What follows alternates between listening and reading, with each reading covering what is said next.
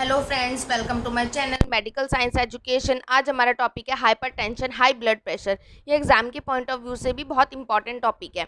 तो उससे पहले हम पढ़ेंगे ब्लड प्रेशर। ब्लड प्रेशर क्या होता है? Blood pressure is the force of blood pushing against the wall of blood vessels. जो हमारा ब्लड है वो सर्कुलेट कर रहा है आर्टरीज में, और हमारी ब्लड हमारी आर्टरीज की वॉल पर एक प्रेशर एक्सर्ट करता है। उस प्रेशर को हम बोलते हैं ब्लड प्रेशर। हमारी हार्ट की लेफ्ट वेंट्रिकल से ब्लड इजेक्ट आउट होता है जो आर्टरीज में फ्लो करता है। उस प्रेशर को क्या बोलते हैं हम? Blood pressure. ठीक है गाइस। अब नेक्स्ट इसकी दो रीडिंग्स होती हैं जिसको सिस्टोलिक बीपी बोलते हैं, डायस्टोलिक बीपी होता है। सिस्टोलिक बीपी क्या होता है? Pressure in arteries when heart beat. जब हार्ट बीट कर रहा है और प्रेशर क्या लग रहा है? आर्टरीज पर लग रहा है, उस प्रेशर को बोलेंगे हम सिस्टोलिक बीपी। और ये सिस्टोलिक बीपी हाई होता है 120 mmHg। जब हमारी लेफ्ट वेंट्रिकल से ब्लड इजेक्ट आउट होता है या इजेक्ट होता है तो उस आर्टरीज पर एक प्रेशर लगता है, उस आर्टरीज पर हाई प्रेशर लगता है, उसको बोलते हैं हम सिस्टोलिक बीपी। और डायस्टोलिक बीपी बोलते हैं pressure in arteries when hearts rest between beats. जब हमारा हार्ट रेस्ट पर होता है, कुछ फ्यू सेकंड के लिए हमारा हार्ट बीट करके उसके बाद कुछ फ्यू सेकंड के लिए रेस्ट पर आता है, उसे बोलते हैं हम डायस्टोलिक बीपी। ब्लड को जस्ट पंप करने के बाद हार्ट रेस्ट करता है। जब हार्ट की रेस्टिंग पोजीशन होती है, जब हार्ट आर्टरीज में जो प्रेशर लगाता है, रेस्टिंग पोजीशन पर जो आर्टरीज में प्रेशर लगता है, उस प्रेशर को बोलेंगे डायस्टोलिक बीपी। वो कितना होता है? 80 mmHg या फिर 11 किलो पास्कल।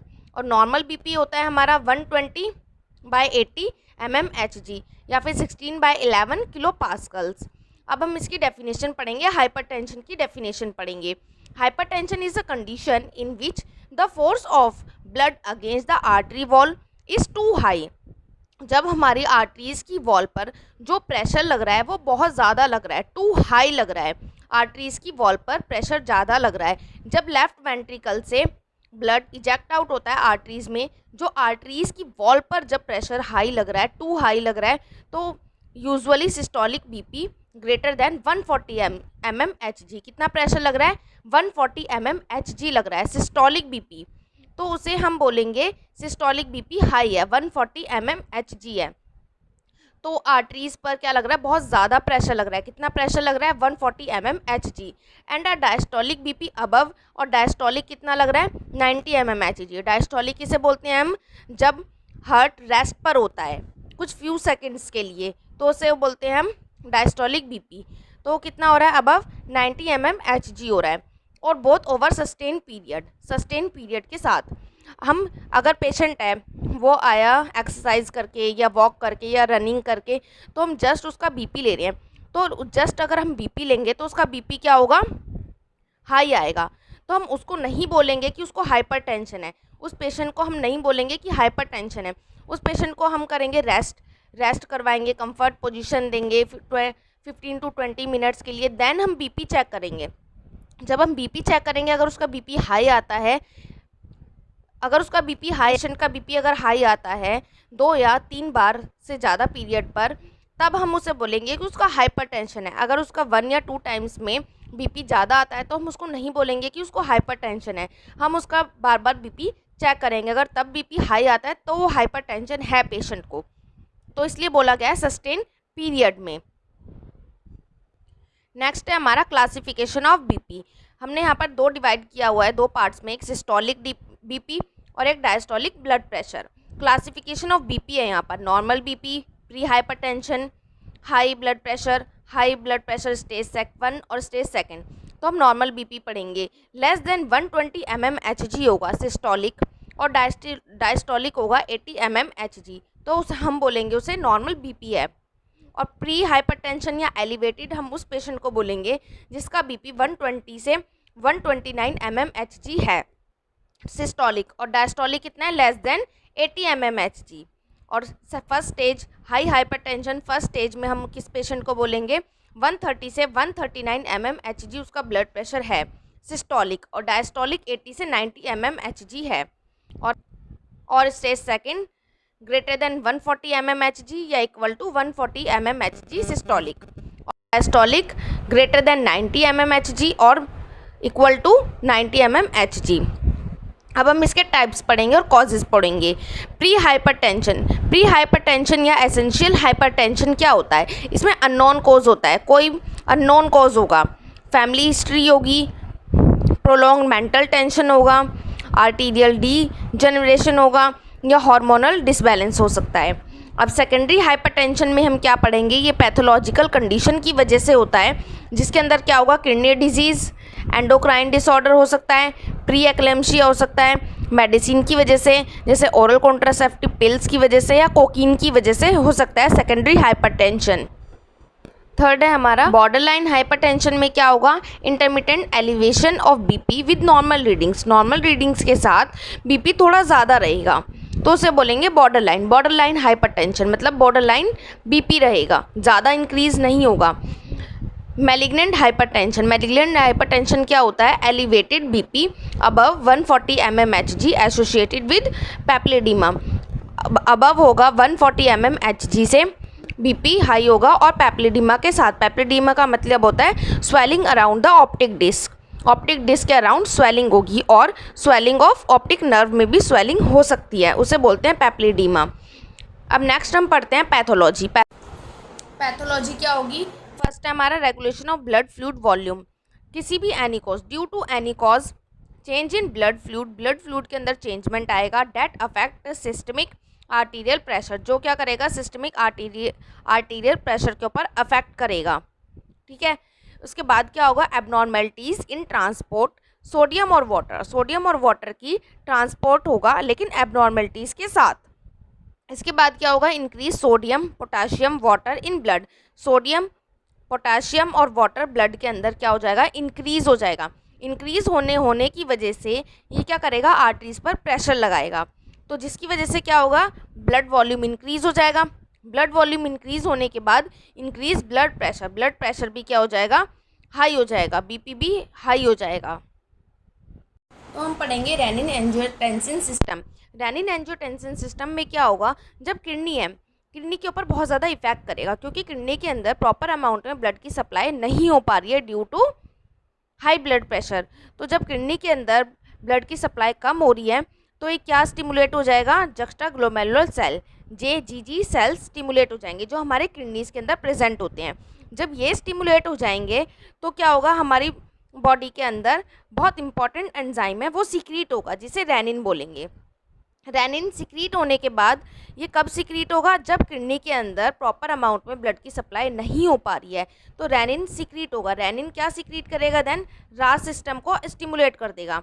रास सिस्टम जब स्टिमुलेट हो जाएगा तो उसकी वजह से क्या होगा? एंजियोटेंसिनोजन, जो हमारे लीवर है, लीवर में प्रेजेंट होता है, ये लीवर से सीक्रीट होगा एंजियोटेंसिनोजन जब लीवर से सीक्रीट होगा तो ये क्या, इसकी वजह से क्या होगा? ये हमारे ब्लड के अंदर प्लाज्मा में फ्लो करेगा, ब्लड के साथ प्लाज्मा में फ्लो करेगा। तो इसकी वजह से क्या सीक्रीट होगा? एंजियोटेंसिन 1 जो है वो स्टिमुलेट हो जाएगा। एंजियोटेंसिन 1 स्टिमुलेट होने के बाद जब ये एंजियोटेंसिन सेकंड में कन्वर्ट होने के बाद ये क्या कर देगा? वैसोकॉन्स्ट्रिक्शन करेगा। वैसोकॉन्स्ट्रिक्शन के बाद फिर ये क्या करेगा? इंक्रीज एल्डोस्टेरॉन सिक्रीशन, एल्डोस्टेरॉन की सिक्रीशन को इंक्रीज कर देगा, जिसकी वजह से क्या होगा? सोडियम और वाटर का रिटेंशन क्या हो जाएगा? इंक्रीज हो जाएगा। सोडियम और वाटर रिटेंशन इंक्रीज हो जाएगा, उसकी वजह से क्या होगा? ब्लड वॉल्यूम इंक्रीज हो जाएगा। जब ब्लड वॉल्यूम इंक्रीज हो जाएगा तो इंक्रीज हो जाएगा ब्लड प्रेशर भी इंक्रीज हो जाएगा। तो किडनी से जक्स्टाग्लोमेरुलर सेल, फिर रेनिन से एंजियोटेंसिन 1, कौन किसकी वजह से? एंजियोटेंसिनोजन। एंजियोटेंसिन 1 से एंजियोटेंसिन 2, फिर वैसोकॉन्स्ट्रिक्शन हो रहा है, इंक्रीज एल्डोस्टेरॉन सिक्रीशन हो रहा है, वाटर और सोडियम का रिटेंशन हो रहा है, फिर ब्लड वॉल्यूम इंक्रीज हो रहा है, और क्या हो रहा है? देन इंक्रीज ब्लड प्रेशर क्या हो रहा है? हाई हो रहा है। साइन एंड सिम्टम्स पे आ जाते हैं। साइन एंड सिम्टम्स में क्या होगा? मॉर्निंग ऑसिपिटल हेडेक होगा। ऑसिपिटल हेडेक का मतलब है जहाँ पर लेडीज़ जूड़ा बनाती हैं उस वाली साइड में मॉर्निंग में क्या होगा? हेडेक होगा, बहुत तेज़ पेन होगा हेड में। नेक्स्ट है डिजीनेस। प्रोटीन यूरिया का मतलब है कि यूरिन के अंदर प्रोटीन का प्रेजेंट होना और हाई अमाउंट में प्रेजेंट होगा, उसे बोलेंगे प्रोटीन यूरिया। कार्डियक एस्थमा होगा। एपिटैक्सिस मतलब नोज ब्लीडिंग होगी। टिनिटस, रिंगिंग इन ईयर्स। फैटीग, ब्लरिंग विजन होगा। हिमेचूरिया होगा, ब्रेथलेसनेस होगी। वैसे हाइपरटेंशन को बोलते हैं साइलेंट किलर। हाइपरटेंशन को साइलेंट किलर बोलते हैं। इसके कोई सिम्टम्स शो नहीं करते हैं, बट अगर हाई ब्लड प्रेशर है, बहुत ज़्यादा स्टेज 1 और स्टेज 2 का ब्लड प्रेशर है, तो उसके अंदर कुछ साइन एंड सिम्टम्स शो करेंगे। अब हम पढ़ेंगे कॉम्प्लिकेशंस। कॉम्प्लिकेशंस में क्या होगा? हार्ट अटैक हो सकता है, किडनी फेलियर हो सकती है, क्योंकि किडनीज के अंदर ब्लड की सप्लाई बहुत कम हो रही है इसीलिए। और हार्ट अटैक इसलिए हो सकता है, कॉम्प्लिकेशन है इसकी, क्योंकि आर्टरीज की वॉल पर बहुत ज़्यादा प्रेशर लग रहा है। और सेरेब्रल हेमरेज हो सकता है, स्ट्रोक हो सकता है, रेटिनोपैथी हो सकती है, हार्ट डिजीज़ हो सकती हैं। नेक्स्ट आ जाते हैं हम डायग्नोस्टिक इवैल्यूएशन पे। डायग्नोस्टिक इवैल्यूएशन में हम मेडिकल हिस्ट्री लेंगे पेशेंट की, फिजिकल एग्जामिनेशन करेंगे कि आइज़ वगैरह में कोई प्रॉब्लम तो नहीं हो रही है, या नोज़ ब्लीडिंग तो नहीं है, या टिनिटस तो नहीं है, तो फिजिकल एग्जामिनेशन करेंगे। सीबीसी के लिए ब्लड सीबीसी करेंगे, जिसके अंदर सोडियम पोटाशियम फास्टिंग सीबीसी करेंगे, जिसके अंदर sodium potassium fasting glucose check करेंगे, बर्न चेक करेंगे, ब्लड यूरिया नाइट्रोजन ईसीजी लेंगे। क्योंकि हार्ट के अंदर कोई प्रॉब्लम तो नहीं हो गई है, ड्यू टू हाइपरटेंशन की वजह से कोई प्रॉब्लम तो नहीं हो गया, वो चेक करेंगे। अल्ट्रासाउंड ऑफ हार्ट करेंगे, एग्जामिनेशन ऑफ रेटिना करेंगे। अब नेक्स्ट है मेडिकल मैनेजमेंट। मेडिकल मैनेजमेंट पढ़ेंगे। बीटा ब्लॉकर्स, जिसके अंदर क्या होगा? रिड्यूस करेगा वर्कलोड ऑन हार्ट का वर्कलोड को रिड्यूस करने में हेल्प करेंगे बीटा ब्लॉकर्स, और फोर्स को लेस कर देंगे, फोर्स को भी कम करेंगे। प्रोपेनोलॉल 40 से 480 mg पर डे दे सकते हैं। एटिनोलॉल 25 से 100 mg पर डे।